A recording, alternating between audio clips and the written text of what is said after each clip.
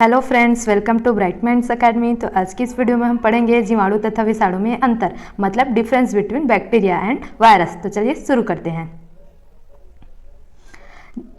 देखते हैं अंतर। तो पहला अंतर है जीवाणु सूक्ष्मतम जीव होते हैं तथा विषाणु अति सूक्ष्मतम जीव होते हैं। पहला अंतर क्या है? जीवाणु कैसे होते हैं? सूक्ष्मतम जीव है, लेकिन विषाणु कैसे हैं? अति सूक्ष्मतम जीव है। कैसे हैं? अति सूक्ष्मतम जीव। दूसरा अंतर देखें, जीवाणु को सरल सूक्ष्मदर्शी से देखा जा सकता है। ये सूक्ष्मदर्शी नहीं, सूक्ष्मदर्शी है।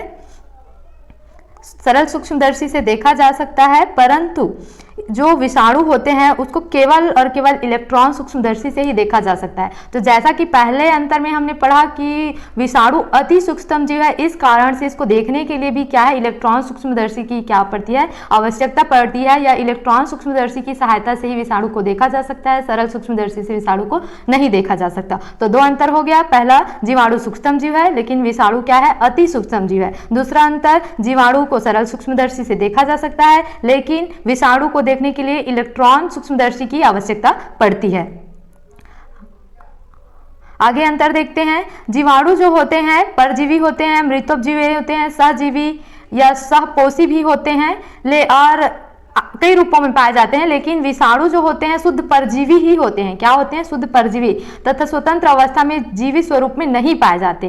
कैसे नहीं पाए जाते? जीवी स्वरूप में, मतलब कि अगर विषाणु जो है किसी पोषक शरीर के बाहर है तो कैसे रहेंगे? वो जीवित अवस्था में नहीं रहेंगे, निर्जीव की भांति रहेंगे। और यदि वो किसी पोषक शरीर के अंदर रह रहा है तब वो कैसा रहेगा? परजीवी के रूप में रहेगा। बाहर रहेगा तब निर्जीव, अंदर रहेगा तो क्या रहेगा? परजीवी के रूप में। इस कारण से ही उसको आगे अंतर में कहा गया है कि जो विषाणु होते हैं इसी कारण से उसको सजीव तथा निर्जीव के बीच में क्या माना जाता है? कड़ी माना जाता है। तो जीवाणु की प्रकृति परजीवी भी होगा, मृतोपजीवी भी होगा, स्वपोषी भी होगा, सहजीवी भी होगा। लेकिन जो विषाणु होते हैं शुद्ध परजीवी होते हैं, और स्वतंत्र अवस्था में अगर किसी पोषक शरीर के अंदर न रहे तो वो क्या रहता है? निर्जीव की भांति रहता है। चौथा अंतर, जीवाणु जो होते हैं सजीव होते हैं, है ना, उनमें सारी क्रियाविधि होंगी, मतलब ये प्रजनन वृद्धि विकास करेगा। विषाणु जो सजीव तथा निर्जीव के बीच की कड़ी मानी जाती है, अगर वो पोषक शरीर के बाहर है तो वो निर्जीव की भांति रहेगा, और पोषक शरीर के अंदर है तो वो क्या रहता है? परजीवी की भांति रहता है, और गुणन विधि करता है। क्या करता है? गुणन करता है।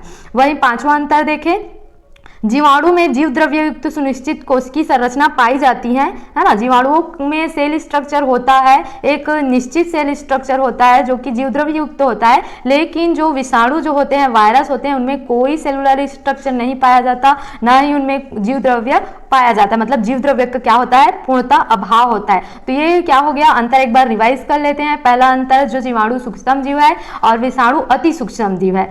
और दूसरा अंतर, जीवाणु को सरल सूक्ष्मदर्शी से देखा जा सकता है, लेकिन विषाणु को देखने के लिए इलेक्ट्रॉन सूक्ष्मदर्शी की क्या पड़ती है? आवश्यकता पड़ती है। उसके बाद देखा कि जीवाणु कैसे होते हैं? परजीवी, मृतोपजीवी, स्वपोषी, सहजीवी आदि रूप में पाए जाते हैं। लेकिन विषाणु जो होते हैं शुद्ध परजीवी, मतलब ये क्या होते हैं?